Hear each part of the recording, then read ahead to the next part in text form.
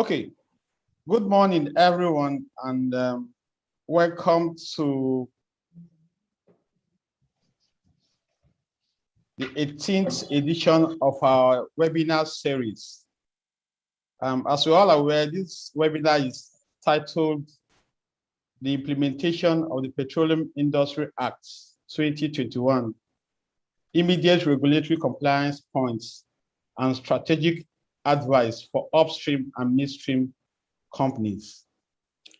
This webinar is brought to you by DCSL Corporate Services Limited as part of the company's education and knowledge promotion and advancement initiatives. I'll take a few minutes to briefly introduce DCSL to everyone. As we all know, DCSL used to be called Deloitte Corporate Services Limited, and essentially Deloitte's former Deloitte entity. Core competencies are in the areas of governance, company secretarial, immigration, training, and executive selections. We operate from our head office in Lagos with an operational branch in Abuja. Our vision is to be the preferred corporate services provider in Africa. And our mission is the pursuit of excellence in service delivery. DCSL essentially provides company secretarial, governance, training, legal, and executive selection services, as earlier mentioned. Under company secretarial services, we assist companies to schedule meetings and then attend the meetings to prepare minutes of the meetings.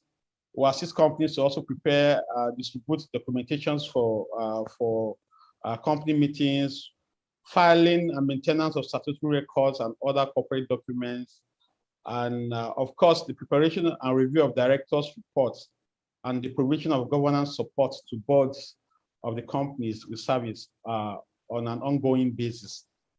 Under governance services, we essentially provide board evaluation and peer review services to companies across different sectors of the Nigerian economy. We provide governance review to ascertain compliance with relevant codes of corporate governance. We also assist companies and boards to codify their board and committee charters to ensure they are in line with their relevant codes of corporate governance, statutory provisions, and best practices. And also we conduct remuneration surveys and benchmarking alongside assisting companies to bring the right directors on their boards and general research of governance matters. We also provide legal services under our sister firm of DCSL Law. Under that service scope, we provide business advisory services, company setup, statutory and regulatory advisory, advise companies on joint ventures and partnerships, conduct due diligence on companies pursuant to business combinations, provide advisory services with respect to mergers and acquisitions, intellectual property, and will also provide immigration and tax advisory services under DCSL Law. We also provide training services under DCSL Academy. We essentially provide open enrollment training seminars, bespoke training for directors and senior management, director development programs and induction. And of course, we assist companies to organize board retreats and strategy sessions, as well as providing offshore trainings and round tables for board management and entire staff. We also provide executive selection and HR outsourcing services, and in doing so, we assist companies to hire executive and senior level employees. We also assist in the general administration of assessment centers, providing psychometric testing, general HR outsourcing, and payroll. As we mentioned earlier on, we have our head office in Lagos and an operational branch in Abuja. I'm Chinedu Ozo, the head legal advisory and immigration units at DCSL Corporate Services Limited, and I'll be the moderator for today's webinar and middleman between you, our esteemed audience, and our guest panelists. Now to the meat of the matter. As we all know, the Petroleum Industry Bill was passed by the Senate on 15th of July and subsequently by the House of Representatives on 16th of July 2021.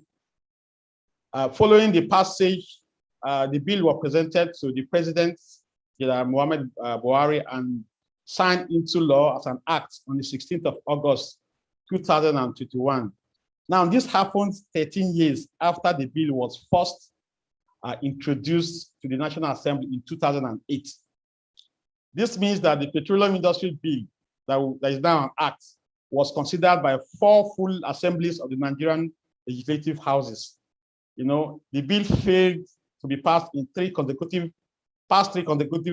full legislative cycles before finally seeing the light of the day on the 4th trial.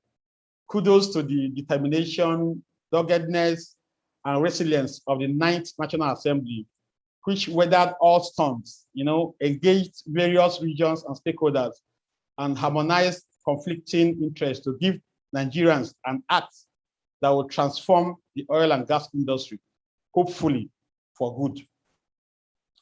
The reason for the delay in the passage of the act is not far-fetched. You know, oil has been and is still the mainstay of the Nigerian economy, with plethora of interest in its exploration, distribution, the sharing of revenues deriving from oil and gas. Indeed, oil and gas have a significant impact on our nation, Nigeria. Though the industry contributes less than 10% of the country's gross domestic product, however, it contributes about 90% of the foreign exchange earnings and about 60% of the total income. So consequently, any change in the industry will have a big and long-term impact on government, businesses, and other stakeholder interests. Significant issues were actually thrown up during the consideration of the bill, ranging from the formula for sharing the profit from oil revenue among international oil companies, the government, host communities, and other stakeholders. And of course, we have people who are asking questions around the eventual fate of the Nigerian National Petroleum Corporation, NNPC, and other related federal agencies that have direct oversight of the oil and gas industry. And of course, there were issues around the ownership of the structure of the proposed Nigerian National Petroleum Company Limited and the interest of the state governments in the ownership thereof. And of course, we have the issue around the funding of the nation's exploration and oil and gas sector in far-flung northern parts of Nigeria. All these issues led to the delay in the passage of the petroleum industry bill. The delay essentially put a damper on efforts to reform the vital industry. You know, it deprived the sector of the badly needed investment from which the economy will have derived so much benefit. And of course, we put a hold on projects by key industry operators. Thankfully, these concerns were addressed by the National Assembly, the 9th National Assembly, and we now have a brand new Petroleum Industry Act. As an overview, the Act basically aims to overhaul the Nigerian petroleum industry, upstream, midstream, and downstream. It hopes to do so by introducing changes to the governance, administrative, regulatory, and fiscal framework of the oil and gas industry.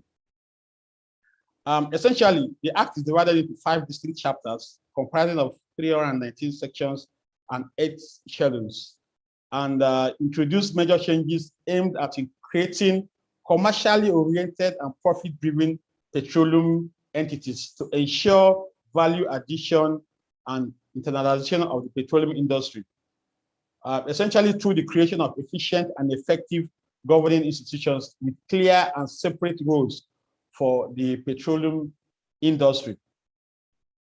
It is important to let our participants know that the Act introduced new requirements for acquisition, assignment, and renewal of prospecting, exploration, and mining leases, gas flaring, and remediation of environmental damages. Worthy of note also is the fact that the oil and gas operators are now required to establish what we call host community development trust for their host communities and to strictly follow the new fiscal regime introduced in the Act. Some of these new requirements are to be implemented immediately, while a short time span has been allowed for other stipulated obligations. So this webinar seeks to examine the key provisions of the Petroleum Industry Act, identify important compliance matters which oil and gas companies would be facing in the coming months, and generally provide insights on how the Act will impact businesses in particular and communities in general. In this webinar, we hope to cover the following key issues. We'll be looking at the highlights of the emerging regulatory authorities, and of course, the continued existence or otherwise of the extant regulatory authorities, relevant compliance matters, issues, and we'll be looking at third-party contracts, domestic gas delivery obligations, and tariff methodologies. And of course, we will also be looking at the acquisition and assignment of renewal of prospective and exploration licenses and mining leases. We'll be looking at the host community development trust. We'll be looking at the refining and transportation of oil and gas products. And of course, we'll look at the downstream sector. We should all note that these issues merely serve as guide for the germane areas that will be covered during the webinar. And the panelists are quite prepared, would essentially not be limited by these key issues. The question that currently agitates my mind is, will the Petroleum Industry Act be the game changer for the industry at a time when major oil producers are seeking to transition to clean energy?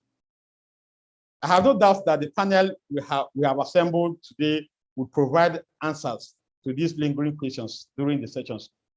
So today, we have assembled a panel made up of distinguished subject matter specialists and experts. They will dissect the Petroleum Industry Act and provide insights on how the provision of the Act affects our businesses. In no particular manner, I'm pleased to introduce Ms. Ayotola Jagun. Ms. Jagun is the Chief Compliance Officer and Company Secretary at Wando PLC. She is an experienced lawyer with over 28 years of experience at the bar and has spent most of her legal career in corporate practice, working across various jurisdictions, including the United Kingdom, Bermuda, and Nigeria. Ms. Jagun sits on the Nigerian Institute of Directors Committee on Independent Directors and is also a trustee of several NGOs, as well as a director of the SMEs operating in the consultancy, agricultural, and fashion sectors. Ayotola is the council member of the Nigerian Bar Association Women's Forum, as well as the head of the Equality in Law Focal Group of the Nigerian Economic Summit Group's Community of Practice on Gender. Welcome, Ms. Jagun. Thank you very much, Chinedu. It's an honor and a pleasure to be here. Thank you, ma'am. We also have Mr. Mojud Olajide on the panel. Mr. Olajide is a lawyer with dual Nigerian and New York bar memberships. He holds an LLM degree from Columbia Law School and a Bachelor of Law from Obafemi Awolowo University. He's a chartered accountant and tax professional. And he previously worked with Alukano Yobode law firm, where he had the responsibility for general legal advisory, company secretarial, negotiation, drafting, and review of commercial agreements before joining PricewaterhouseCoopers, where he also oversaw issues relating to reporting, statutory audits, capital projects and infrastructure, deals advisory, energy, amongst other key services. He is currently the Chief Financial Officer of Adova PLC. Welcome to the panel, Mr. Mashud. Thank you very much. Thank you very much. I'm glad to be here. Thank you, sir. Now, to deepen discussions on the subject of today's webinar, we also have Mrs. Rita Adachuku James. Rita is the founder of Port Resources Limited, which was founded in 2007 when she was barely 27 years old. Under her direction, the company has grown to become one of the top 3 independent petroleum product marketers in Nigeria with the non-depot owner category. Prior to Port, she served as the pioneer general manager at a downstream oil and gas company in Lagos, where she steered the organization to enviable heights. She has received numerous awards in recognition of her ingenuity and landmark achievements. Rita is also the founder of the Tunamite Foundation, the foundation that supports and makes life worth living for the impoverished in society. She holds a first degree in agricultural economics and has attended several trainings and seminars, both locally and internationally. Rita is an alumnus of Lagos Business School and currently sits on the board of regents of the prestigious Covenant University. Welcome to the panel, Rita. Thank you. I'm glad to be here.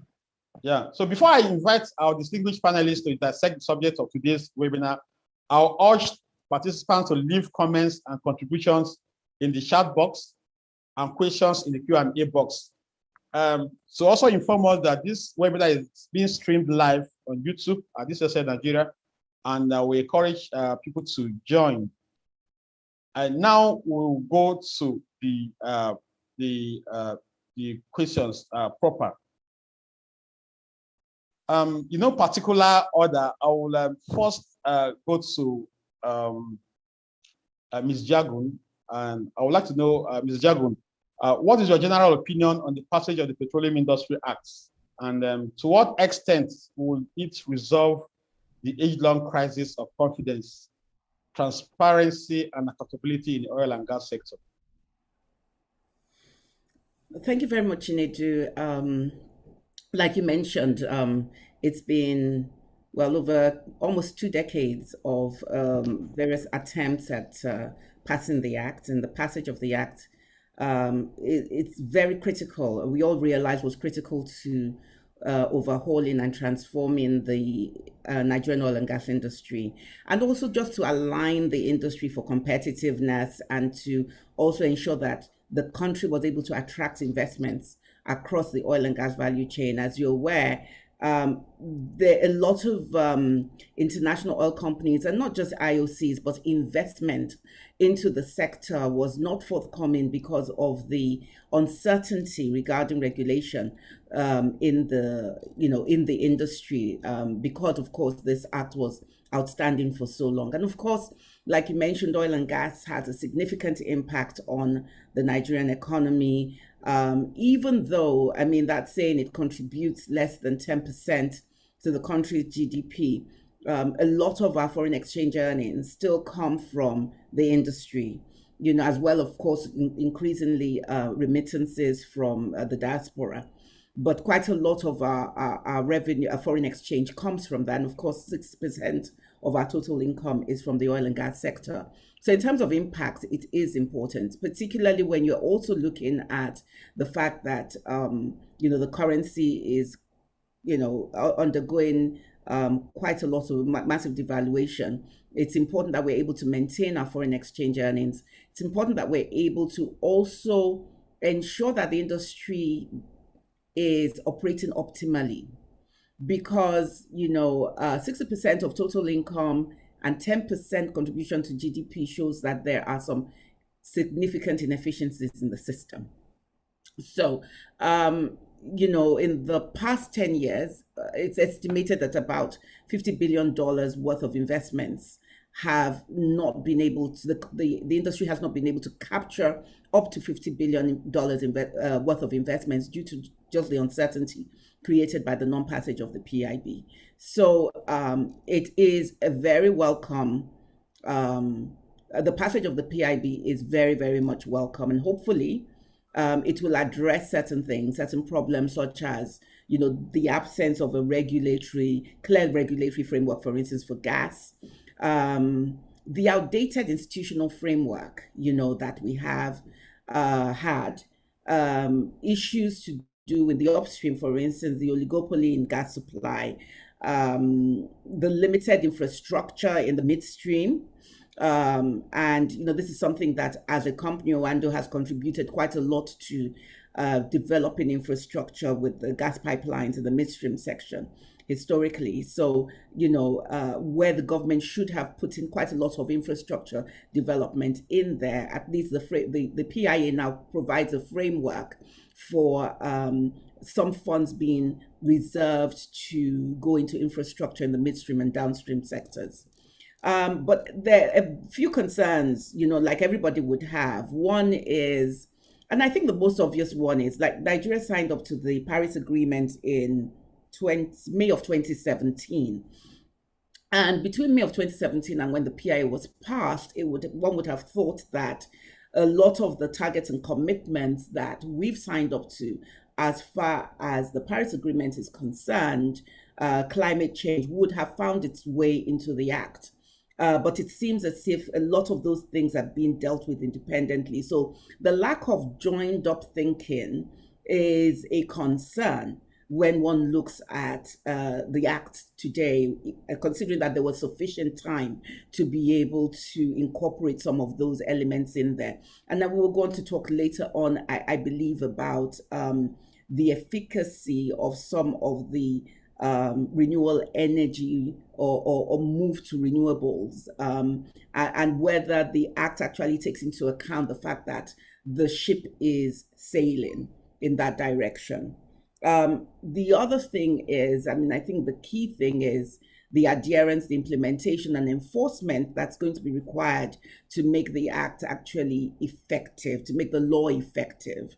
I know a steering committee, and we are all aware that a steering committee has been set up to oversee the process of the implementation of the PIA, and that the committee starts with completing the implementation of the Act within the next 12 months. But, you know, the key questions are, you know, ironing out all the you know, chinks in the Act, making sure that they are implemented, they are adhered to and enforced, and where there is provision for waivers, that there is some clarity as to how those waivers are going to be, for instance, given.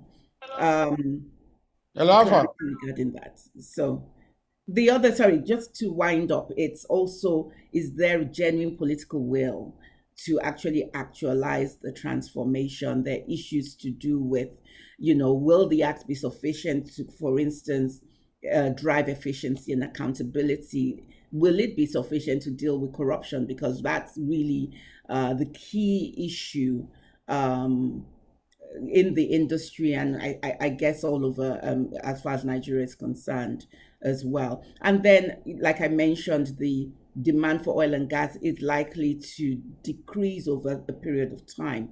And does it sufficiently anticipate the move towards the emerging global energy transition? You know, and I think that's the key thing, really. Sorry, Chinedu. Thank you. Yeah, thank you very much, man. Thank you very much for providing those insights. So, of course, the Act is not a complete one. It didn't take care of so many issues as you highlighted, particularly the renewable energy, which essentially is the focus of most countries and multinational companies. Hopefully, these shortcomings will be escalated to the National Assembly in the coming months, and remediation steps will likely be taken. So thank you very much, Ma, for those insights. I will now go over to you, Mr. Moshood. So to what extent do you think the PIA will resolve the raging controversies on the payment of petroleum subsidy in the oil and gas sector? This has been a critical issue in Nigeria. Thank you very much, and good morning, everyone. I mean, the reality is, I think, to first put my comment in context, the government would always tell you that there's no subsidy, that what is happening is called under recovery. right? They seem to want to make a distinction between a direct subsidy and an under recovery. And this distinction stems from a very simple method, not the outcome. The outcome is that there is a subsidy, but the method is kind of different. So what the government does is, through a direct sale and direct purchase framework, they give crude to traders who are willing to take the crude and they swap it for refined products. But what then happens is that because they don't get paid cash for the crude, they get paid for the crude using products, they then determine the price they want to sell the product locally. And it is that amount that they've sold the product locally that goes into the Federation account. So instead of them getting the price of the crude that they've sold, they've gotten product for the crude, they've brought the product in country, and they've sold the product in Naira at a predetermined price. Now, the price at which they sell that product in the country is significantly lower than the price another person would have bought that product if the person had gone to international market and had bought from an international trader. So that's how the subsidy comes in. Now, the PIA has a number of provisions, particularly around the 120, section 120 to 130 and section 62 of the Act. And basically what it tries to create is a framework that allows for downstream players to be able to buy products from international traders and be able to sell it locally at a price that is reflective of their cost, that is respectful of the margins, that is deserving of the scale of investments that they've made of the business, including coverage for foreign exchange and things like that. So you would imagine that the PIA actually goes to the heart of the issue by providing a framework for the removal of subsidy. However, this PIA also has, as with all things in Nigeria, it also has like a cop-out provision which allows the NNPC to continue to be the importer of last resort to ensure product security and things like that. So all NNPC needs to do is to say, this is what we are still doing. We're not subsidizing, we're just importing as the importer of last resort. And these under recovery will continue. The second point is that the budget for the framework for the medium-term expenditure of the federal government for the next 3 to 5 years still shows that there is a budget for under recovery in 2022, which suggests to us that the government has not made a decision to implement the provisions of the PIA the way it has been enacted, and seems like they will continue with this under recovery regime for some time. Now, what we had heard the minister and the group managing director of NNPC say was that PIA was going to see the end of subsidy. But subsequent to the passage of the act, we've had different versions. One version is the version from the presidency, which gives like a 6 months implementation timeline. And we had expected that as part of that implementation, since the subsidy provisions is in the PIA, that implementation will see the removal of subsidy and under recovery, or whichever word you want to use for it. However, looking at the body language and the comments that have been made by both the minister and managing director of NNPC in interviews they've granted since the assent of the president, it doesn't seem like there's an intention to immediately remove the subsidy. Now, just to put it in context, right? Today, if you were to bring PMS into the country, it will probably land at very, very close to 270 naira. So on a daily basis, on a per liter basis, the government is subsidizing PMS by at least 100 naira, 110 naira. But let's take the most conservative position, 100 naira.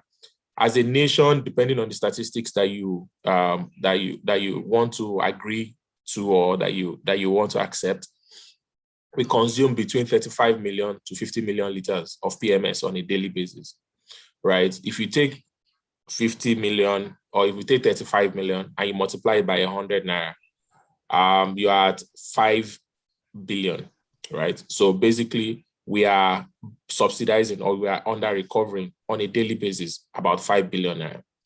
So that begins to tell you the scale and the implications of this under recovery and subsidy. The most painful part of it is that we are not only subsidizing PMS consumption for Nigerian population.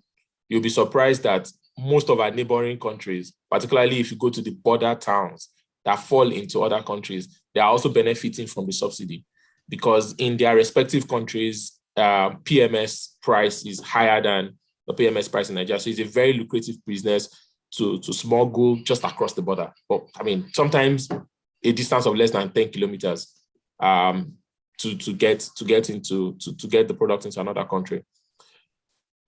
Theoretically and conceptually, the PIA should resolve the subsidy issue or under recovery.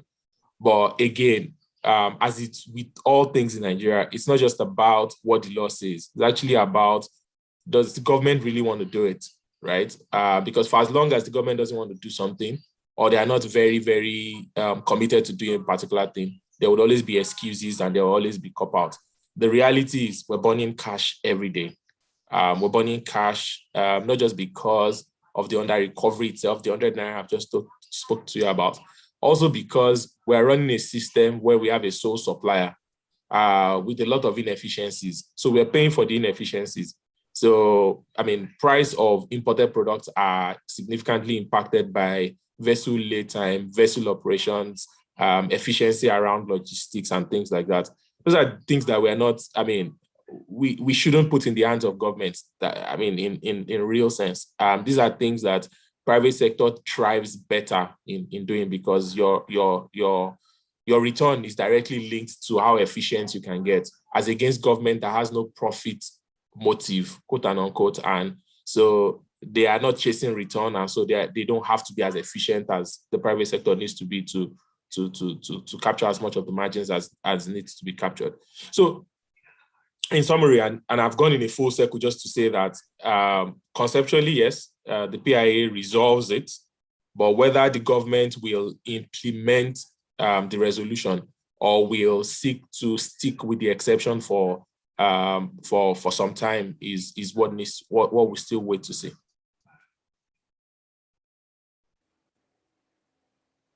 Thank you very much, Monsieur. Thank you very much for dissecting that question.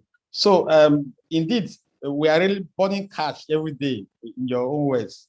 And so whether you call it subsidy or under recovery, the outcome is that there is subsidy payment, and that we have been on this for years. Successive governments have been on this for years without finding adequate solution to it. And it is also threatening because the general opinion was that the Petroleum Industry Act put an end to subsidy payment. Considering that, just as you said, even neighboring countries are enjoying from that subsidy payment. So hopefully the private sector will come in, as rightly said, with the passage of the act, to provide the needed turnaround, and to get us to a situation where we have a zero payment subsidy. So thank you very much, Mr. Moshood. I'll now come to you, Rita. I would like to know, I would like you to inform the audience of whether there are adequate monitoring and prompt remediation steps in place to avert adverse consequences of oil exploration and exploitation on the present and future generation.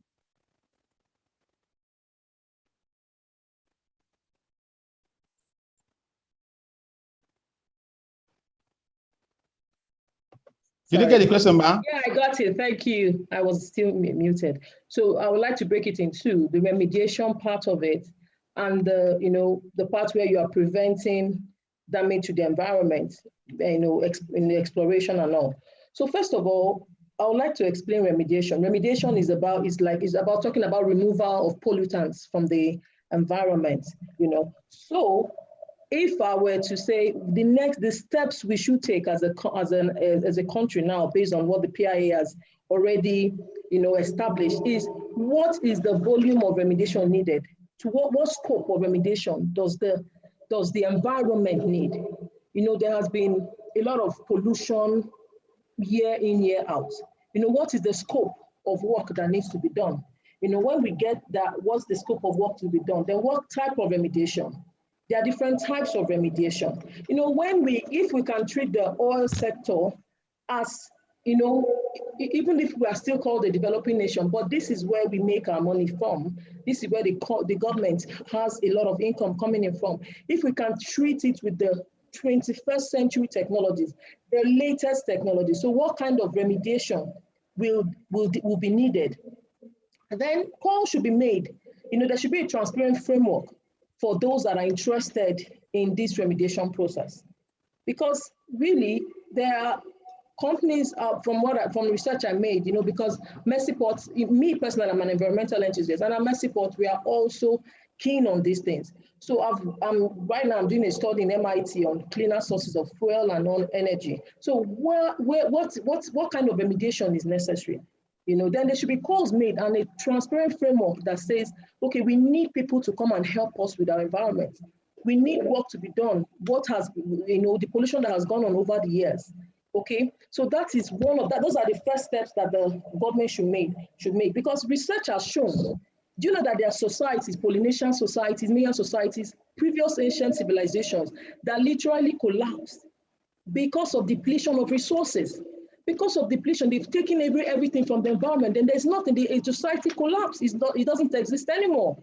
So these things are real. It's an existential threat. It is real. Because a lot of us are not there in the oil producing communities, so we don't know what these people go through. But it is a real threat. It is a real threat. Just like we have in some areas, there's a threat of what they say, there's security threats and all that. This environmental threat is also a real threat in the environment where it's happening. So we have to check that out. That what the government has the government has to look, or the authorities have to look at it and say, what kind of remediation is needed? Who are those that are interested in this remediation? And open a framework for this particular kind of environmental restoration. It has to be a proper, transparent framework. And for those that are really interested to come in, it's not just them doing it like business as usual. These are people's livelihood. These are people's future. Okay. Then when you talk about exploration, and to be able to preserve for the future generations, I read in 1987, the United Nations Brundtland Commission defines sustainability, says meeting the needs of the present without compromising the future's needs to meet their own energy needs. So you can't take everything now and what will the future have? It's not about what you take, it's the way you take it. So in my course of study, I also understand that there are fluids that there are newer technologies that are used for drilling. There are fluids that are used for drilling that weren't hitherto present, that you can use for drilling that are biodegradable.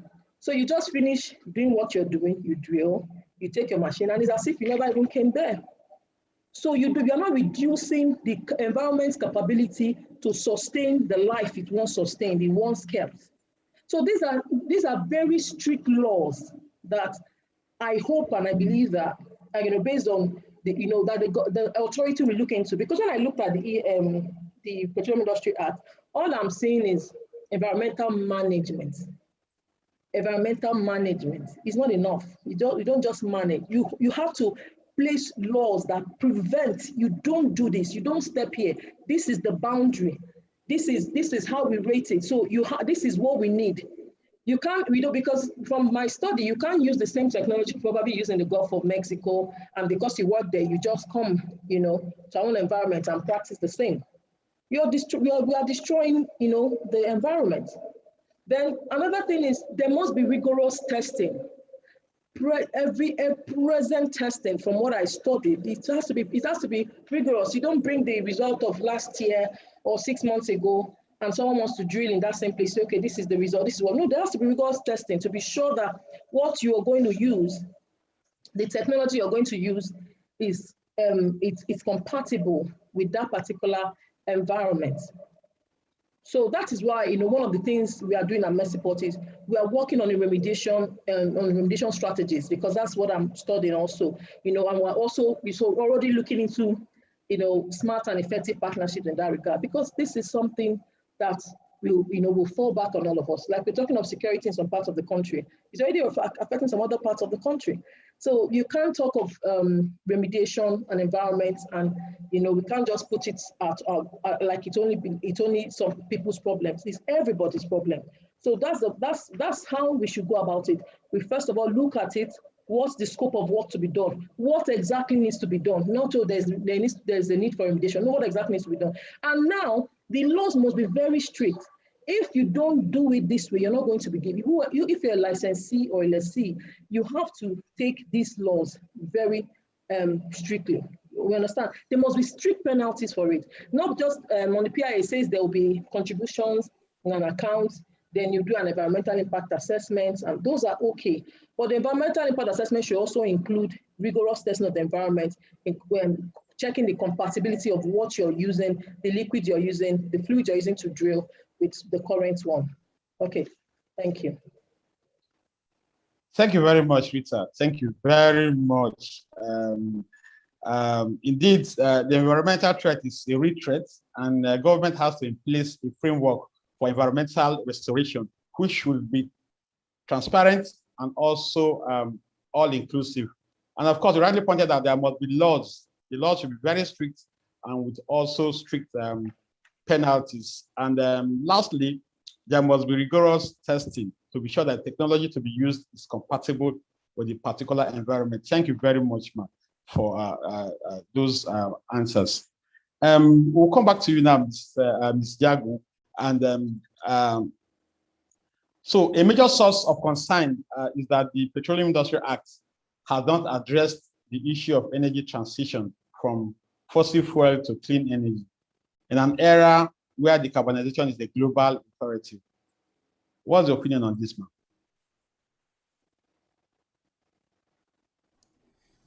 Thank you, Chinedu. And I think that Rita has already spoken quite a bit to this. And so I will go on to just address some other issues. I mean, like I mentioned earlier, I think in my earlier speech, and the president signed up to the Paris Agreement in May of 2017, and I really don't feel enough was done or has been done in the act to address that issue of energy transition. Sections 104 and 105 of the PIA provide, for instance, for the deliberate end to gas flaring through a funding mechanism, which is believed will facilitate the attainment of the Paris Agreement. And there are penalties payable for natural gas flaring. I mean, truth is there are penalties payable today, of course, subject to exceptions, which have been highlighted in Section 107 of the Act. The Act has provisions for environmental management, as has been stated by Rita in Section 102. Section 64H states that one of the objectives of NNPC includes engaging in the business of renewables and other energy investments, whatever that means. Even though the provisions are not really robust enough in addressing the transition, the truth is that the industry cannot wait for government to be compelled to prioritize cleaner energy.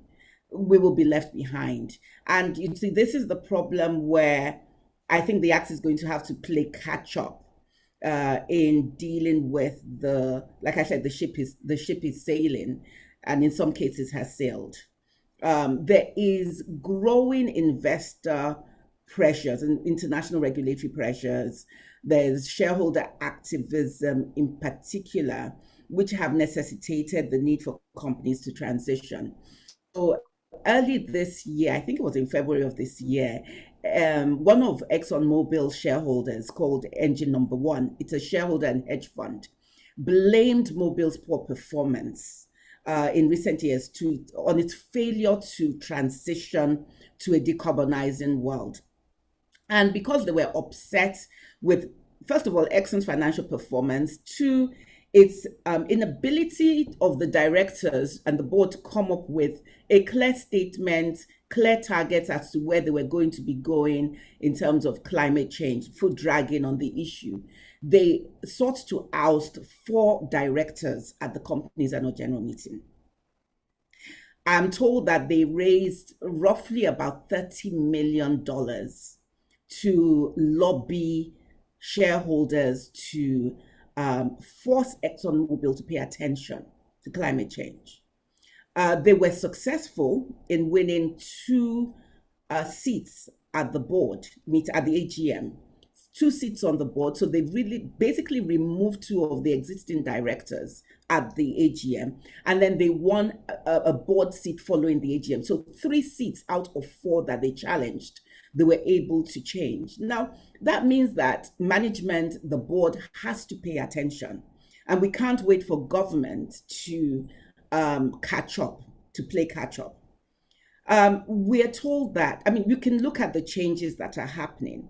And I know that, to be honest, to be fair, the government is putting things in place in Nigeria to deal with climate change, but they're all kind of like standalone reactions, and I wouldn't even call them actions, but more reactions. We know about the federal government solar power Niger projects in December 2020, which was focused on providing 5 million households with solar home systems. We've heard about the Nigerian electrification program of the World Bank and in African Development Bank, in partnership with the Rural Electrification Agency.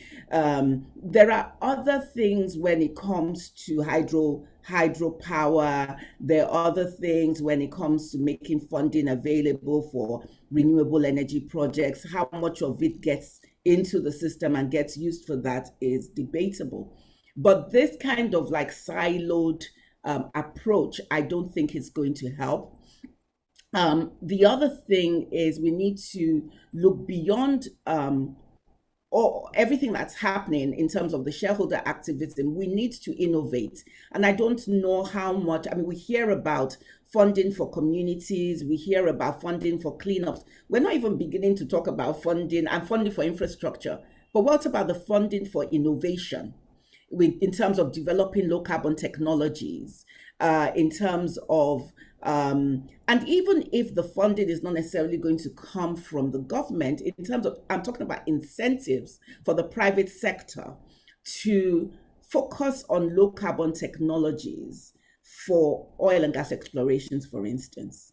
And then we see that the world is moving and has moved on in some cases. We've got Tesla with the electric cars and solar and integrated renewable energy solutions for homes and businesses.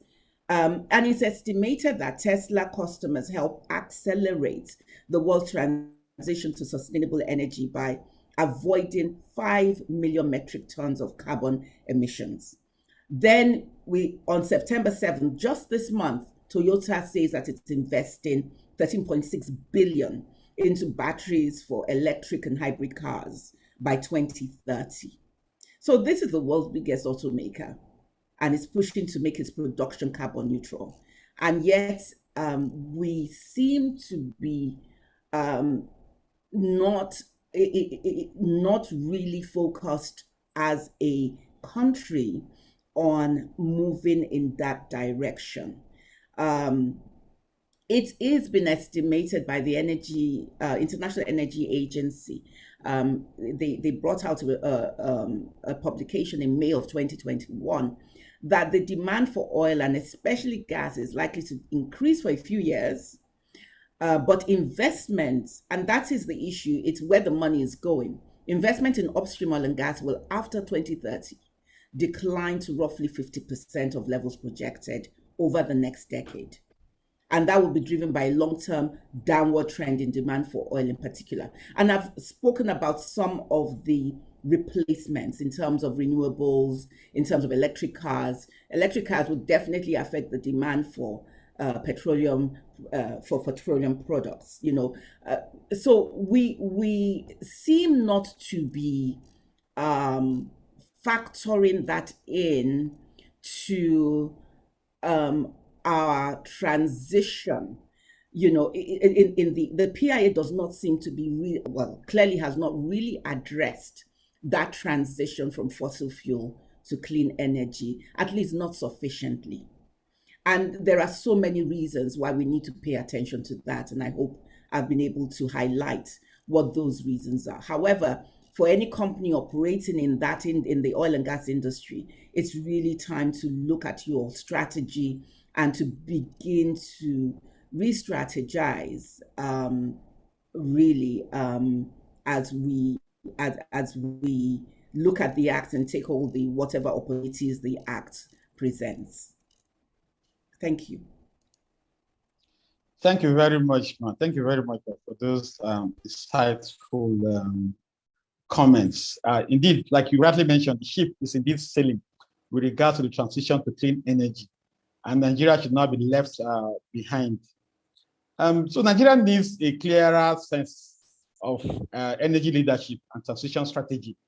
And of course, it's important that the full backing of the National Assembly must be gotten. I'm aware of a policy that is aimed at achieving net zero emissions in 2050. You know, that is what the plan is. But will the government be able to walk the talk? That's another issue. Thank you very much, Jago. The next question is for you, Mr. Moshood. We would like to know what possible incentives would the imposition of the domestic gas obligation bring to the oil and gas sector, particularly the international companies? Thank you. I mean, again, I have a somewhat personal opinion on this point. I am not, with regard to transition from oil to gas in Nigeria specifically. I mean, the data show that we're a gas country, not an oil country, clearly, by a long mile. We've been flaring gas before I was born, right? And we're still actively flaring it right now. And our deposits still far outstrip our oil deposits. So domestic gas obligation in itself is counterintuitive, because if you are awash with a particular product, you shouldn't have to create a framework that forces people to sell the product locally, right? You would imagine that places where things are grown in large quantity, there's usually the development of that area along the things that are easily available. So you would imagine that places where there's a lot of water, right? The way the whole place is going to be constructed will be to maximize the benefits of water. And places where there's a lot of gas, the way the infrastructure will be built out will support the consumption of the gas. And so you wouldn't have had to make a domestic gas obligation as a priority. What I'm trying to say here is that no matter how you compel oil producing companies with respect to domestic gas obligations, no matter how much penalty you put for gas flaring. In fact, to be honest, I mean, we're in a public place, so maybe naming companies might not be appropriate. But there are companies in Nigeria today that flare gas and pay the penalty. It's just easier. It's just cheaper. It's just, I mean, from a business perspective, it just makes more sense for them to continue to flare and pay the penalty.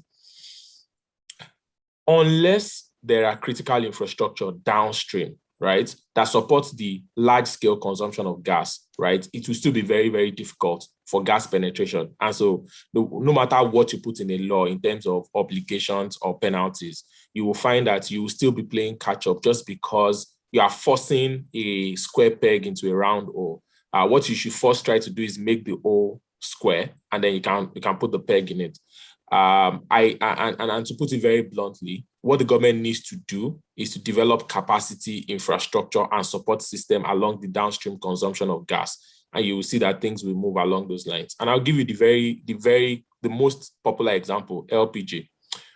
The reality today is that the total infrastructure, storage infrastructure for LPG in Nigeria is less than 120 metric tons.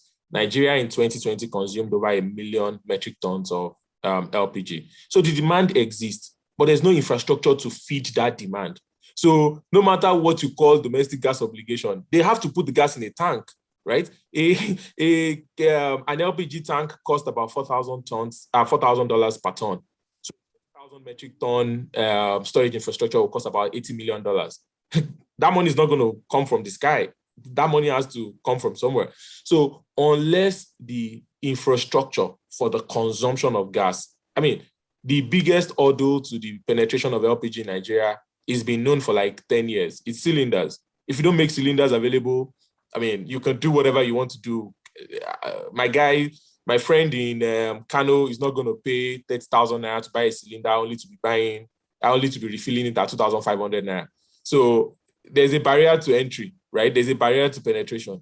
So unless the government intervenes, right? And for me, my view about all of these things largely is that government intervention should not be in the form of the way Nigerian government would typically want to do it. It should be around ease of doing business. It should be around support for infrastructure. It should be around support for scaling. It should be around those kind of things.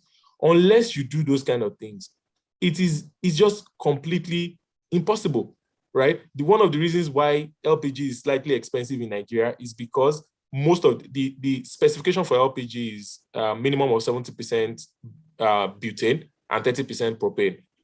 Most of the LPG that is sold in Nigeria is butane, 100%, and it's more expensive.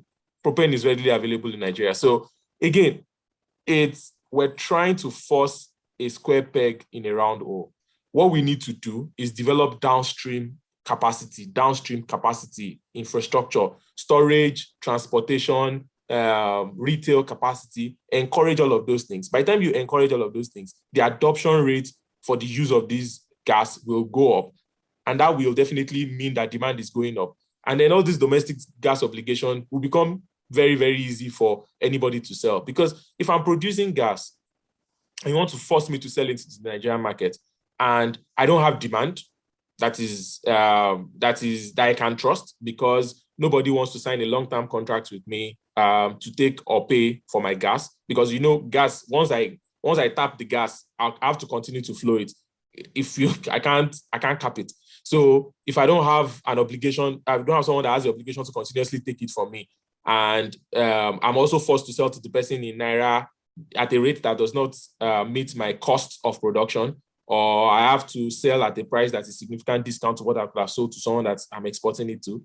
All of those things, government can continue to force it, but you will find that the forces of demand and supply always wins regulation everywhere.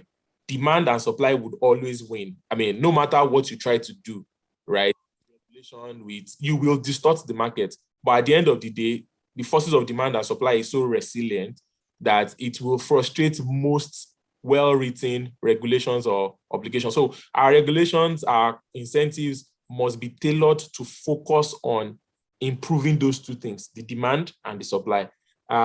If we don't have the infrastructure to take care of, I mean, most of the estates, let's just pick Lagos, for example, most of the estates in Lagos that have over 400 residential accommodation, 500 residential accommodation, each house is buying a cylinder, right? Each house, right? What would happen in a saner environment is that there would be a big cylinder that will be piped to all the houses, right? So unless you begin to think in that manner and the government is intervening in supporting, so if you want to get an approval to do it, if it takes you 6 months, everybody will just leave it and then go and buy cylinders, right? If you want to get an approval if you want to import skids in country, and you have to get approval from 10 regulators, right? And when it gets to Lagos, you have to stay like 6 months at the port. Nobody's going to touch that business. You want to build a gas skid station, and it's taking you 6 months to get approval from the government. Nobody's going to touch it. So, I mean, like 3-4 months ago, the price of a ton of LPG was about 270,000, 280,000 naira. Today is about 450,000 naira, because government woke up. I mean, FX is one of the issues, but more importantly, government woke up and thought that it was a good time to impose VAT. Nobody got like a proper notification. You just bring your cargo into Lagos and customs says there's now VAT on your cargo. You didn't price it as part of your economics. Those are the things: policy inconsistency, over-regulation, ease of doing business. Those are the things that will drive increased penetration of gas, not laws that are written in 10 lines that compel domestic obligation or that compels the price to sell gas. I think domestic supply obligations, pricing of gas and all of that, they are good steps, but the most important step is to ginger the demand side of things and encourage the infrastructure, encourage the penetration by direct government intervention. When the governments in Europe wanted to encourage the use of electric cars, they focused on the demand side of things. In London today, if you drive your car that is not an electric car, you pay a charge driving through London during the day, right? So there are direct intervention by the government to ensure that consumer behavior changes. And once you change the demand pattern, the supply arrangement will follow, because everybody that is producing gas wants to sell it. So if you make the demand dynamics favorable, or if you change the demand dynamics, everybody on the supply side would think about it again. So my view is that obligations and all of that are not really the way to go. Neither is throwing tax incentives and stuff the way to go. I think direct support to ginger demand in the downstream and a provision of infrastructure to drive that demand is really what is needed for the penetration of gas in Nigeria. And once there's significant demand increase within the downstream, you will find that the supply obligations will then become easy to fulfill. Thank you very much, sir. Thank you very much, sir. As rightly said, obligations are not the only way to go. The provision of relevant infrastructure is important to ensure the penetration of gas. Thank you very much, Moshood. Mrs. Rita, we would like to know, what are the salient innovations introduced by the Petroleum Industry Act for the downstream sector operators?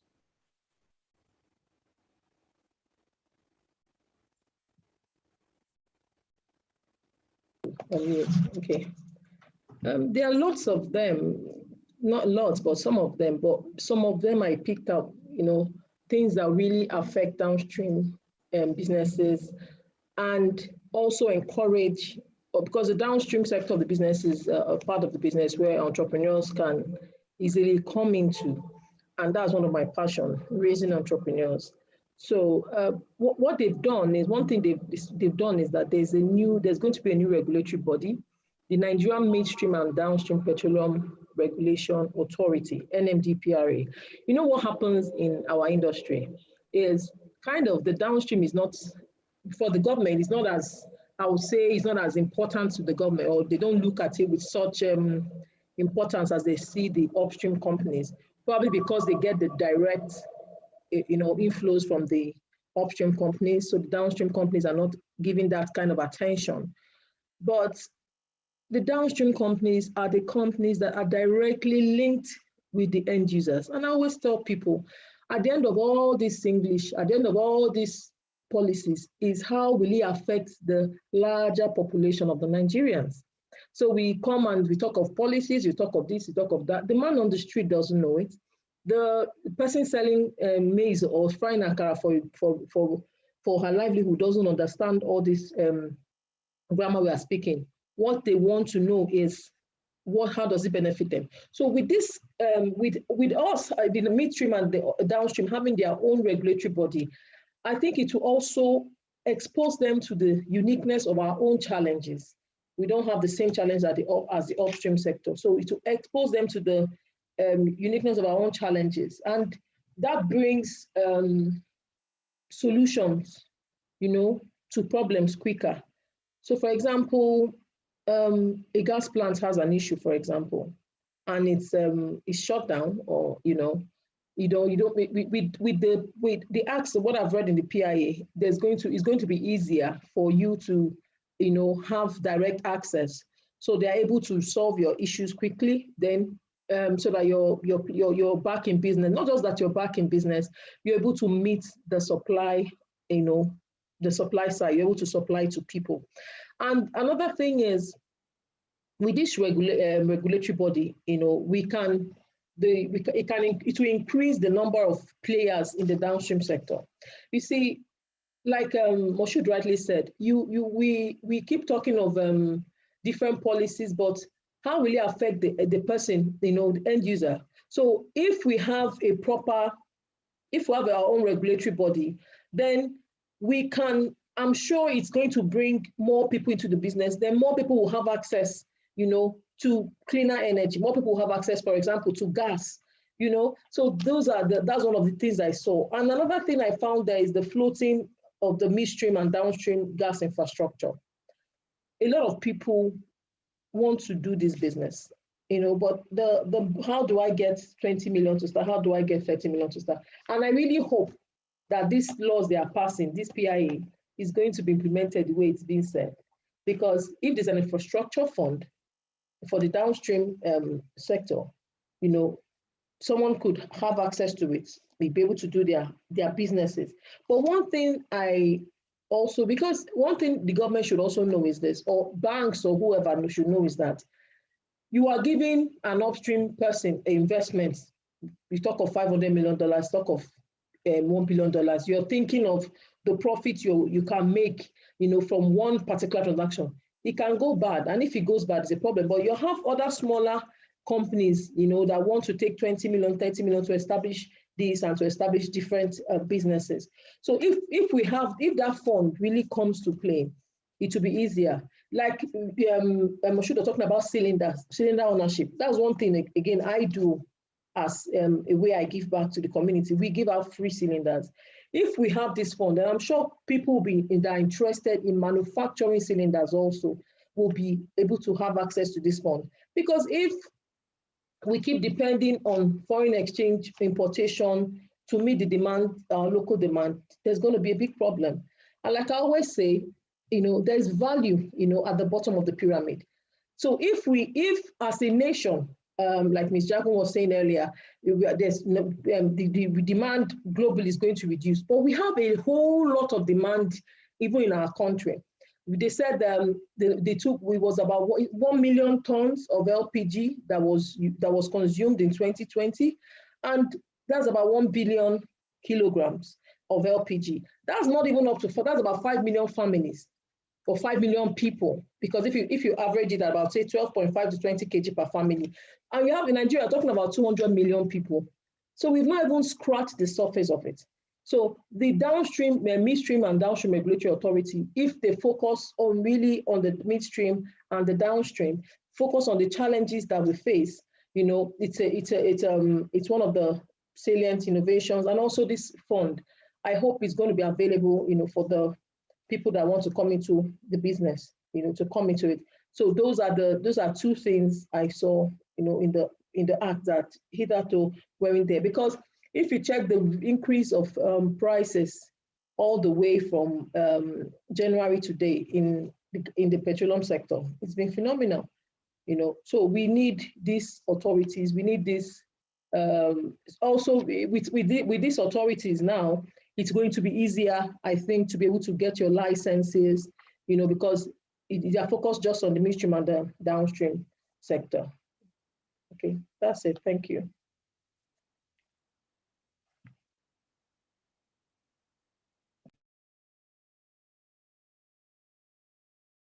Chinedu, you're on mute. You're on mute, Chinedu. Oh, sorry about that.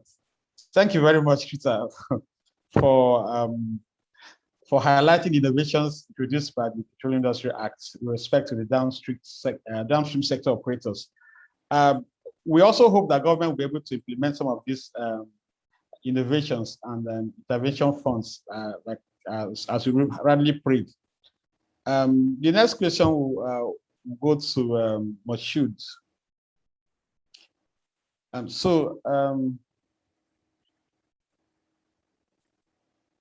minute, please. So, Mr. Moshood, we would like to know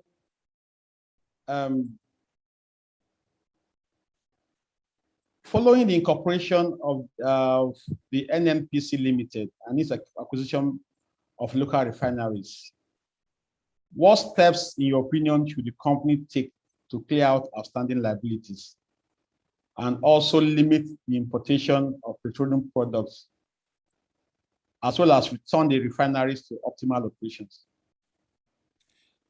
Okay, so again, very tricky question. I'm not sure that anyone can completely aggregate all the liabilities of NNPC. I'm not sure. It's a company that has operated within a framework that has exposed it to significant liabilities over the years, both actual and contingent. And so a question around how to resolve NNPC liabilities, I'm still waiting to see how the PIA implementation committee will deal with this issue. That we are aware of cases against an NPC where there are potentially contingent liability, where there has been initial judgment and they are on appeal and things like that. If we aggregate that enough, a loan will probably be close to the entire revenue we're generating from an NPC in a year, in terms of the liabilities that have been amassed. So I don't know, and that's the truth. Maybe something like the Nigerian Electricity Liability Management Company structure is what will be adopted or something like that. I honestly don't know, but how to clear NNPC's liability, I have no idea, because I don't know that there's anyone that knows everything in terms of actually just being able to catalog all the liabilities, both actual and contingent. Because contingent can become actual overnight, right? So capturing actual alone without paying attention to contingent is a futile exercise. And actual will then mean the ones that they've acknowledged or accepted, which is very limited compared to the universe of the ones that they are challenging and they don't accept. Because the actual framework within which NNPC used to operate before the PIA and the way it has been positioned over the years exposed it to a lot of liabilities, a lot. Now, in terms of how, I think the part of the question that's probably easier for me to take, which I will sort of kind of sneak into, is the one around how to make the refineries efficient. I think the view I have is that our traditional refineries cannot work no matter what you do to them, right? You need to check the nameplate capacity. You need to check the equipment that these refineries were built with. For you to make those refineries work, you literally have to take it out and literally build another one, right? If you call that turnaround maintenance, then all well and good. But anything short of that, right? Anything short of that, if you expect that those refineries will deliver domestic demand for the first three products, PMS, AGO, ATK, then I think we are deliberately deceiving ourselves. Like we're looking into our eyes, one another, and we're lying to ourselves. That's what we're doing. With respect to the other refineries, right? I think that's a little bit more straightforward. If only NNPC would allow those run as commercial operations, not a socialist intervention project. They have to run like a business that expects to make a return. We have seen some of the refineries demonstrate that refineries can work in Nigeria. You have the refinery that is owned by a group including Dr. Lai Fatono. I think it's called the NDPHC in Port Harcourt. I mean, they've been operating and they're doing well. Walter Smith just finished a refinery, which is coming on board. So I think that we will, if they allow the refineries run as commercial undertaking, right, the way you will run a business, I think those refineries will work and they'll be profitable. My small advice from a very, very naive young boy is that NNPC should not own a majority stake in this project. They should own minority stake as strategic investors and as a path to crude oil for the owners of the refinery. Because for as long as the board decisions or the decisions that are made on the board and by management of these entities are not made from a commercial standpoint, and they are made from a social benefit standpoint, the chances that these things will survive is very, very limited. Refineries run on very, very, very thin margins. Refineries they are not like a food factory that you could make a lot of margin in transforming raw material to finished product. Refineries run with very, very thin margins. And that is why it's possible for me to get a product from Amsterdam, bring it to Lagos, and it might be cheaper than product that is sold in from a refinery in Nigeria if the refinery is not properly run. So the refinery must be run commercially. That's the most important principle I would put there. They must be run commercially, and I think that the government should make it a policy not to have majority in any of these refineries, so that it doesn't become a public company. Like, and when I say public company, I mean doesn't become a government-owned company. It's a company where government has strategic investments, 20%, 30%, 40%, but the majority should still be with the private sector, who are incentivized to run and make money. That's the view I'll take. Thank you very much, sir. Thank you very much, sir. So Mr. Moshood does not know how the NNPC can clear its outstanding liabilities. Neither do I. Perhaps Ms. Jago and Rita could help us find a solution before the end of this webinar. But indeed, Mr. Moshood, your advice on how to revamp the operations of the refinery is very key. The refineries has to run as a business that is expected to make a return, and not just a socialist venture. So in that case, private sector participation is key, and the government should be able to embrace this initiative. Thank you very much for that insightful answer, sir. We'll come back to you again, Ms. Jago. This time, I saw that the participant has already asked the question on what will become of the existing agencies.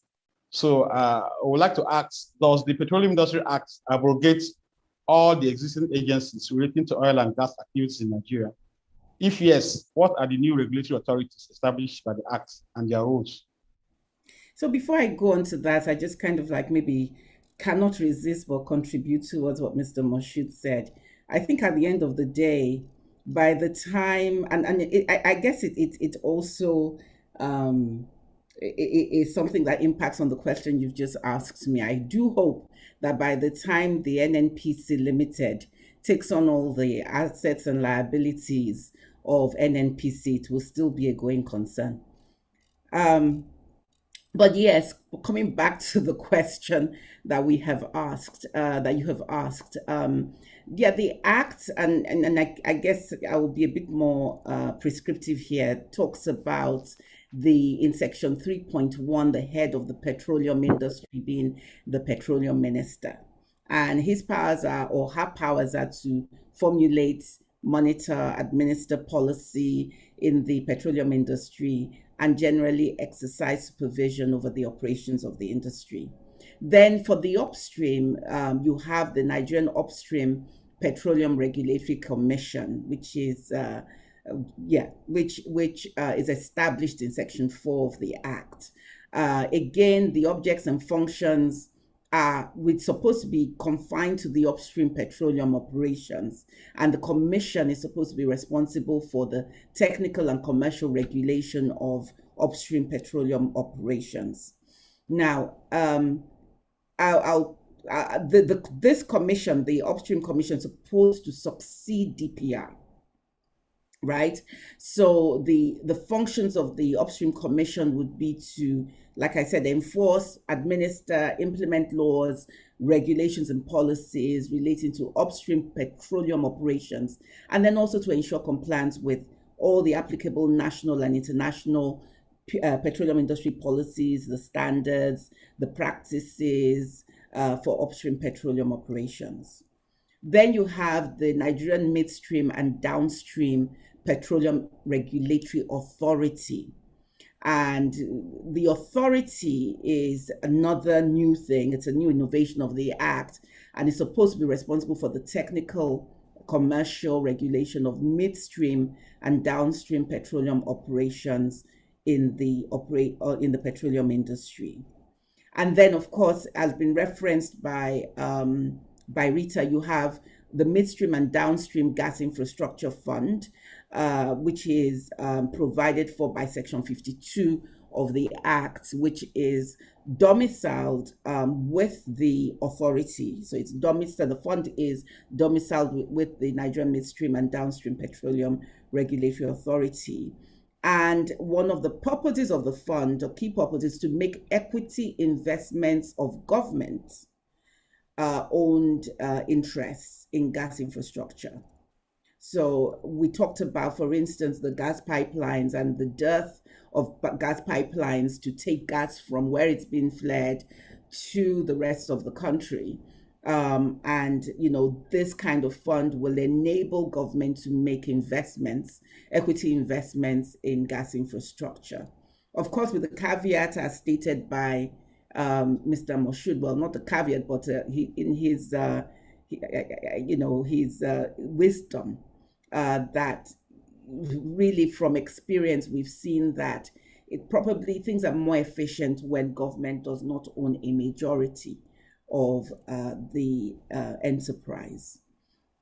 So one of the major sources of the fund is which is the midstream infrastructure, downstream midstream infrastructure fund, is a levy of 0.5% on the wholesale price of petroleum products and natural gas that's sold in Nigeria. And this will be collected from wholesale customers as a source of the authorities fund. And then you have the NNPC Limited, which is provided for by Section 53. It's going to be a limited liability company and should be incorporated within 6 months from the commencement of the act. So ownership of all shares in NNPC Limited will be vested in the government at incorporation. And then it's going to be dually held by the Ministry of Finance Incorporated and the Ministry of Petroleum Incorporated in equal portions on behalf of the Federation and, and the Ministry of Petroleum Incorporated is going to be incorporated under the provisions of the 8th Schedule to the Act, right? The Ministry of Finance Incorporated, both shareholders may increase the equity capital of the NNPC Limited from time to time. Now, I think the whole purpose is for NNPC Limited to be able, and its subsidiaries, to be able to conduct their affairs on a commercial basis. It says in Section 53(7), without recourse to government funds, and the Memorandum and Articles of Association will state the restrictions that the NNPC Limited will declare dividends to its shareholders, retain 20%. So it provides for the dividend policy, 20% of profits should be retained as retained earnings to grow the business. Like I said, nobody really knows when, at the end of the day, when all the assets and liabilities have been transferred, have been collated, all the contingent liabilities, all of those things have been made public, or at least have been crystallized in NNPC Limited. I guess there will be an immediate equity raise, maybe. Whether the entity would still be a going concern. And of course, what is interesting is the restriction in the Memorandum and Articles of Association in terms of without recourse to government funds, whether that would apply at inception or whether that would apply, that is to apply later on. So the timeline for that transition is that within 18 months of the effective date of the Act, all of this is supposed to have taken place. So that transfer from NNPC to NNPC Limited should have taken place. NNPC would then cease to exist after its remaining assets, liabilities, interests, all of those have been transferred, and all its subsidiaries also have been extinguished. It says or transferred to the governments. Very interesting. Very interesting. Then, of course, NNPC Limited has been appointed as the agent of NNPC under Section 55, so that for the purpose of managing the process of winding down of the assets and interests and liabilities of NNPC, that will be done by NNPC Limited. Now, there are some issues that should be considered here. When it comes to a midstream company like a gas company, the question is which regulator. There's a duplicity, or as you say, overlap of regulators, because if you're operating in the gas sector, your obligations will lie with both the commission as well as the authority. And there may be different rules and policies, and so you already have that overlap and that conflict.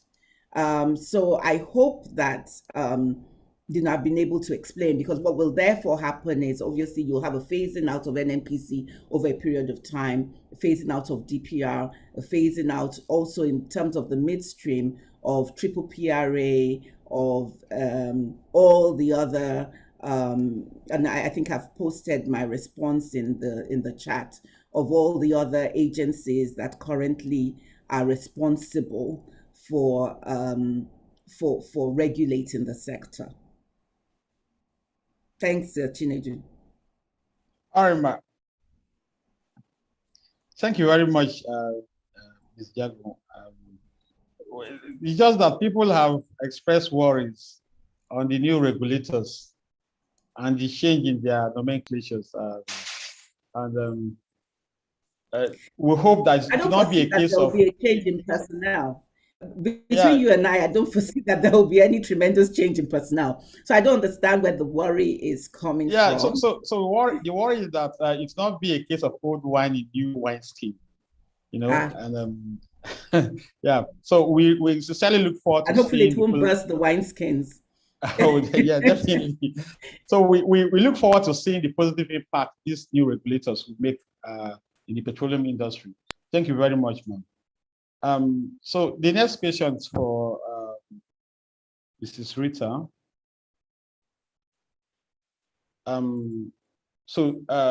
We would like to know, does the Petroleum Industry Act present any benefits to operators and consumers of petroleum products refined locally as against the importation of refined oil or refined products?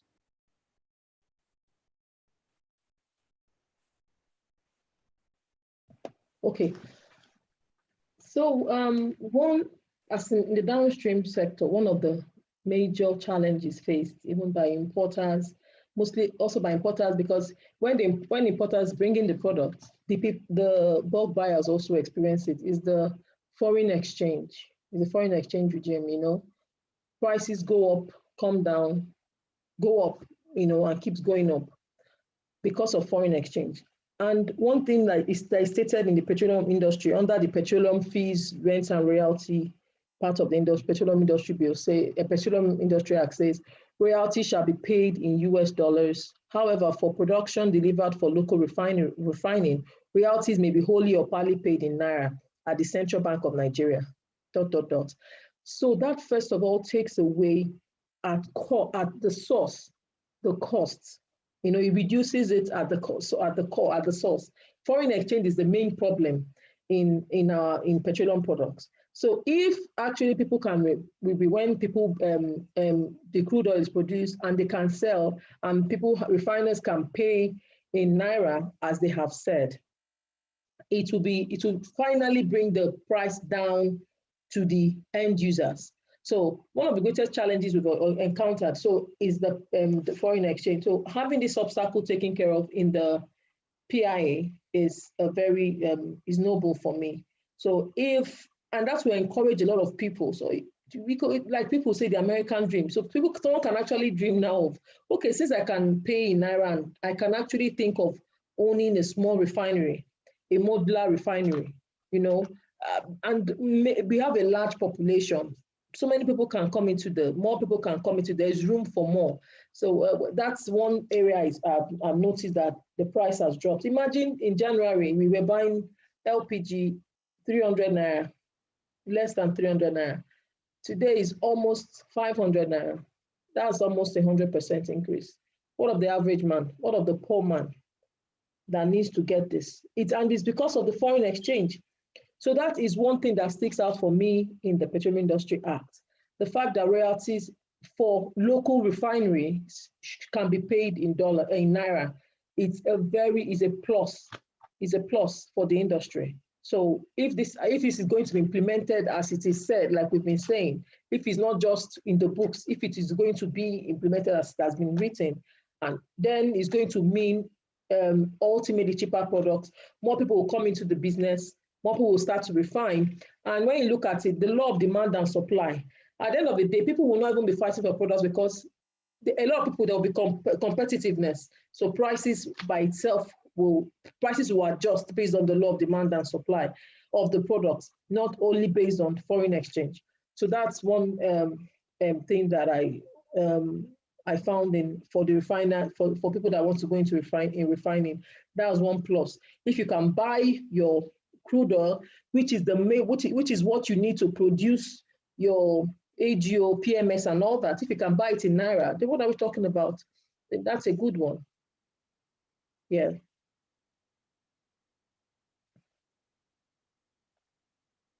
You're on mute, Chinedu. You're on mute.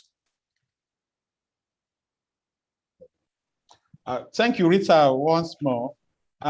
So indeed, foreign exchange is a major issue, not just in the petroleum sector alone, but virtually all sectors in the Nigerian economy. The question is, when are we going to get it right so that we can remove the adverse consequences it has on businesses, particularly the smaller when the PIA is fully implemented, if they implement it fully? Oh, we hope so, ma. We hope so. So the next, so we're running out of time, and we'll try to be as fast as possible, and enjoin the panelists to be quite brief, in their responses. The next question is to Moshood. We're going to look at the structure of the new NNPC as a limited liability company. So with the pending transformation of the NNPC into a limited liability company with two regulators, the Nigerian Upstream Regulatory Commission and the Nigerian Midstream and Downstream Regulatory Agency. So do you see the NNPC taking advantage of capital markets by listing and allowing Nigerians own shares in any of these potential unbundled entities, which could, significantly enhance the breadth of the equities capital markets? Thank you very much. I think, Chinedu, my view is that yes, that would be a step in the right direction, and not necessarily because of the depth or the breadth of the Nigerian capital market. I actually want it because of the transparency to be instilled in the running and operations of any of the NNPC subsidiary that is listed, because some of the issues that might not come to light when they remain a private company, quote and unquote, would have to come to light when they are a publicly listed company. So for transparency, for the ability to enforce the commercial thinking and all of that, I would say yes, it would be a step in the right direction. Thank you very much. Thank you very much for that concise answer. And then I would like to ask,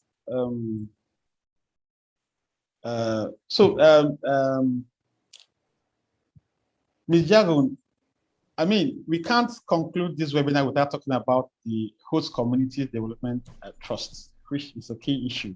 We know the tension is generated whilst the bill was being considered at both houses of assembly. So we want to know, ma'am. So the Act has mandated the incorporation of a host community development trust model under section 235. So what is this all about, and what should oil and gas companies expect in this regard?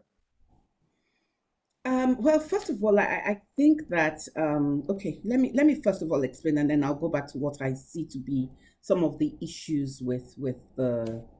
So section 235 of the Act says that every settler, and a settler is defined as every holder of an interest in a petroleum prospecting license or a petroleum mining license, should establish a development trust for the benefit of the host community, for which the settler is responsible. So that is in the area of operation where they operate in, within 12 months from the effective date of the existing OML designated facilities, or prior to commencement or commercial operations for licensees of designated facilities.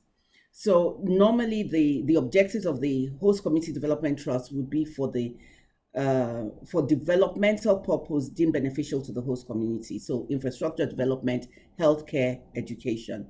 The settlor, which is the oil company, will have to carry out a needs assessment exercise to discern the areas of concern for the host communities, and then develop the findings into a community development plan.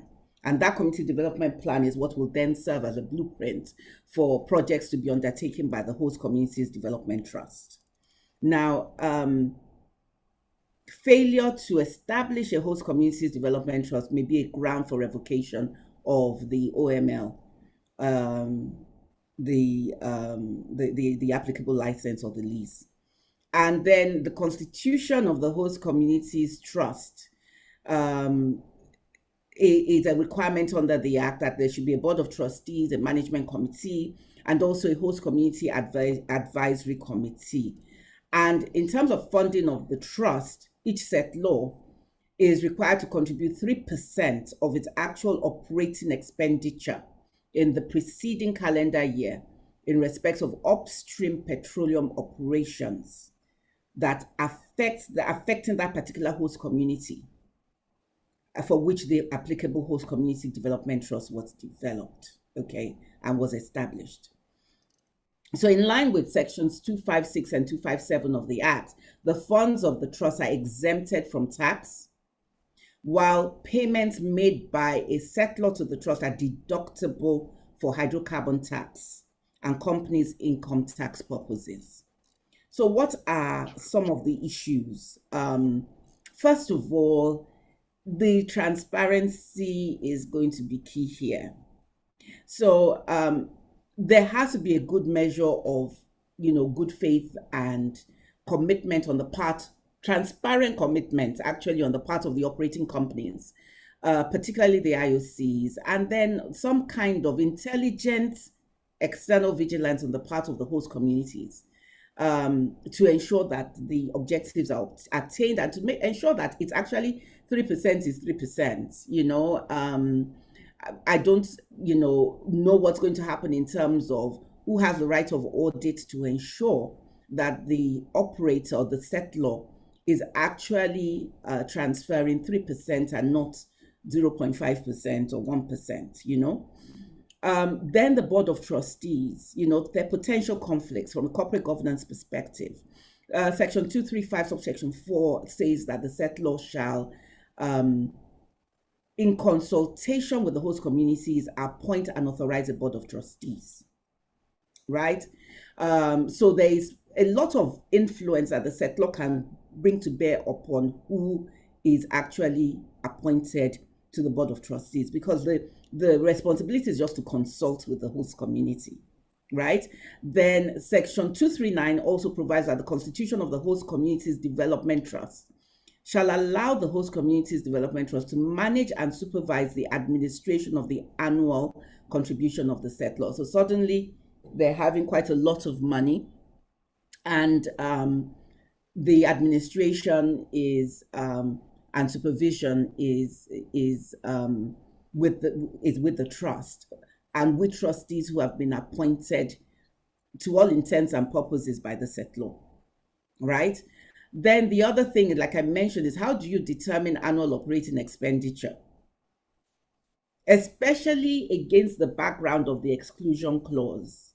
So in section, there's a section 257, subsection 2 of the Act, where it says that whenever there is an act of vandalism, sabotage, or other civil unrest that occurs and that causes damage to petroleum designated facilities or disrupt production activities within the host community, then the community shall forfeit its entitlement to the extent of the cost of repairs of the damage that resulted from the activity, with respect to the provisions of the Act within the financial year. So that's also another area, the exclusion regarding the cost of sabotage, vandalism, and other types of civil unrest.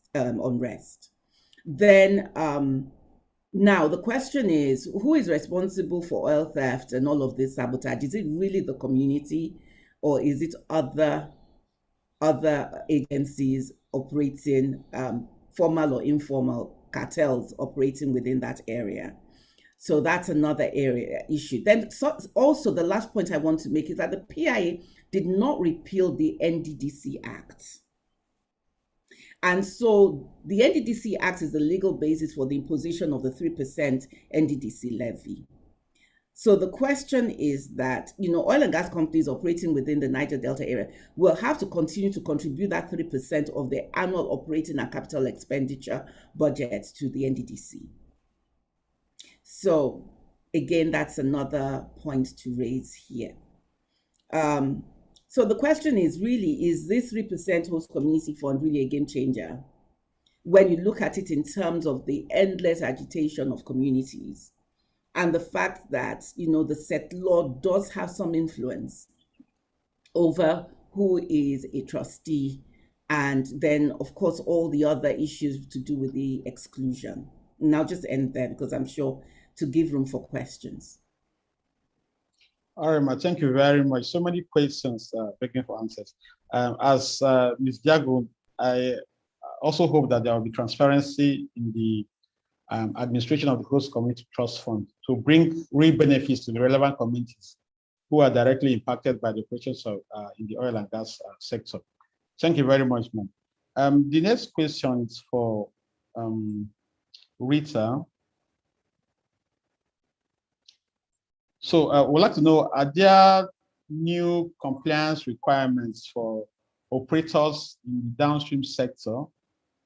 And what steps should be taken in the immediate by downstream operators to ensure compliance with those requirements? Well, there are new compliance, based from the operators. Some of them are like the bulk petroleum liquid storage license, petroleum liquid transportation pipeline license. So many of those things. But one, what they are trying to do is to promote transparency. They say, and one of the things I read in the PIA is that we should publish the terms of supply and distribution, including for all tariffs, and there should be an establishment of a forum for which we discuss with our customers and where they express their views and raise concerns, amongst others. When I was reading it, I'm like, it was interesting, but I'm like, Nigeria, so they now want everybody to be involved. So those kind of compliance, those kind of compliance situations where, so you're having a good relationship with your customer, they are also having good relationships with us, and it's going to be more transparent. So whatever the costs of your of the transportation and the gas distributor, you have to publish those figures out. But I don't know how it's going to work really, but anything that promotes transparency goes with me. If it promotes transparency, then it's anti-corrupt. And if it's anti-corrupt, it's going to be a level playing field for everyone, And when it's a level playing field for everyone, then it's survival of the best, And when you have companies that are better run, taking the stage in the country, they're looking at a better country. Then another thing that that was obvious to me was this. There's already a network code, in existence, but under section 113 that deals with licensing regulations, it says that they will ensure third-party access to already existing, pipelines. So what that means also for people like us that are growing in the business is that if you want to produce maybe a particular gas now that flows through a particular pipeline, the regulatory bodies are going to ensure that you have access to already established pipelines. So that also has already reduced the cost of establishing such a business. You know how much it is to, though there's already a network code that's already existing, but the act is now, of course, the act is going to be, it supersedes every other thing, because it's a law, it's passed into law. So so it's something that we can actually take to the bank to say this is what the law says. So it's going to reduce the cost. You can put a flow line in an already existing pipeline. It's going to reduce the cost of you that do you want to start refining? What do you want to produce? Those things that were just mere dreams for entrepreneurs, they will become a reality, because you already take out a lot of the costs, of establishing that particular business. So those are the areas I find. And also, they are in the PIA, they're talking of enhancing digitalization. You know what that's going to reduce? That's going to reduce incidents, accidents at in various holdings of petroleum products, gas explosions, filling station explosions, because you can't operate without a proper license now. It's going to be digitalized. So maybe I'm guessing you have to put your number. So, and if there is something, it can be on an internet. You can be going and, before you go to maybe a filling station or a gas station to be sure that it's a safe place for you to buy your gas, you can just type in the number on the computer or on your phone and be sure that it is actually a licensed plant to prevent accidents. Because when the last accident that there was, people in the plant that came to buy were also affected. So those kind of things, digitalization of the whole system, of licenses. So if you have a license or not, a common man can actually tell. That will be a heavy improvement. That will save a lot of lives. So those are the improvements I'm saying. So as a downstream operator, what I would just say is everybody get your books right. Everybody get your documents correct, so that when everything is going to be enacted, you won't be affected. It's only if you're in the negative that you will be affected. As long as you are doing what you're supposed to be doing according to law, you're not going to be affected negatively. Thank you. Thank you very much, Mrs. Rita, for highlighting the relevant and immediate compliance requirements for operators in the downstream sector. We're going to conclude this session with Mr. Moshood. Mr. Moshood, you are a lawyer, chartered accountant, and a tax practitioner. So we won't let you go without tapping from your deep knowledge of the Nigerian tax system. So we would like to know, the Act provides that late filing of tax returns will attract 10 million naira in the first day and 2 million naira for each subsequent day if the failure continues. It's 20 million naira fine stipulated by the Act. Does this not seem too stringent? No, it's not, as far as I'm concerned. My view is that the Act provides a framework for any right-thinking person or anyone who really wants to comply, right? So I think non-compliance would be an outlier within the context and within the framework created by the Act. There's also the standard opportunity to apply for an extension if there are very, very serious circumstances that would warrant you not being able to file. So my view is that the people that will fall in the bucket of not filing would not have been for lack of being given the opportunity to file or the framework to not face the penalty. I think if you find yourself on that side of the law, you should pay the penalty. The only other comment I would make is that I'm not really a fan of a flat number penalty. I feel that equality is not always equity. Making a company that has 20 billion or $30 billion in revenue pay 20 million naira, and making a company that has 2 billion naira in revenue pay 20 million naira just doesn't sound like equity, even though it might sound like equality. So I would have imagined maybe a very, very, very small percentage of revenue, very, very small, but something that at least reflects the size, because I think the bigger the headache should be. But again, 20 million naira as a flat amount, I don't think is excessive. All right. Thank you very much. So we'll come to the end of this session. It has been quite engaging, I must say, and insightful for me. I'm sure the panelists from the comments I've seen so far also I'm happy. Coincidentally, we'll have a few questions from the attendees, but I'm sure most of these questions have been addressed by the panelists. I'll just ask, so we'll have a question here that says, what will happen to the regulatory bodies? I'm sure the person that asked this question was referring to the existing regulatory bodies, with the passage of the PIA. Mr. Jagun, are you able to help us briefly? Yeah, yes, I have answered that directly, and I've also answered I had also posted an answer to that question in the chat box while we were going on with this. So, like I said, there are changes. There is a transition period. There are some agencies, I must say, that are still going to exist. I think, for instance, the what's it called, the local content, Nigerian Local Content Development Board will still be in existence.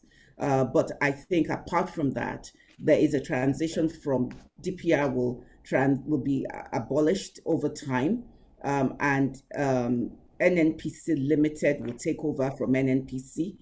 The Upstream Commission will take over from DPR. The Midstream Downstream Commission will take over from PFP and Triple PRA, and so there is a transition process, and I've provided that also in the chat box. Thank you very much. Yes. So, I guess most of the questions have been taken care of. The question from Olariwaju has also been addressed. Someone wanted to know the key regulatory bodies. I'm sure Mrs. Jago did justice to that. So thank you very much, panelists, Jagun, Mrs. Rita, Mr. Moshood, for this insightful session. I've been properly educated, from by the experts themselves. And I'm sure the attendees too have gotten one or two ideas on how to implement the PIA in their respective industries. We couldn't have hoped for a better panel than we had this morning. So thank you very much, Ma.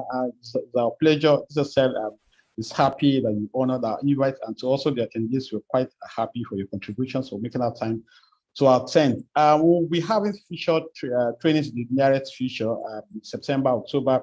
We enjoy the attendees to kindly visit our social media platforms for information on our upcoming training programs, Instagram, Facebook, LinkedIn pages will update you on upcoming trainings. So thank you very much, Ma. Maybe I should just take one last word from each of the panelists. Just 20 seconds, starting with Mrs. Rita. I just want to say that I hope that the PIA is a document, and it's not going to just remain a document, but it's going to become, like they say, the word became flesh. It has to become flesh. It has to become real to everyone. And at the end of the day, the benefits of everything we've talked about today must trickle down to the common man. It must trickle down to the average man on the streets of Nigeria. Thank you. Thank you very much, man. Mr. Moshood? Thank you very much for inviting me for the session. I think I've also learned. For me, I think I'll follow what Ms. Rita said. I think the devil is in the details for me.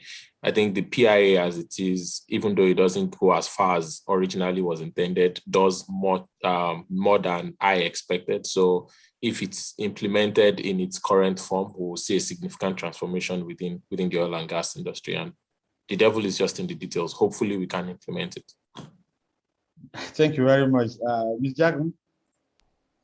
Yeah, I think for me, I'd really love to see a lot more joined up government when it comes to the implementation of the PIA, and the creation of an enabling environment, because it's your environment that determines the success of everything that you do. So we can have a first-class act, but we still have issues of insecurity.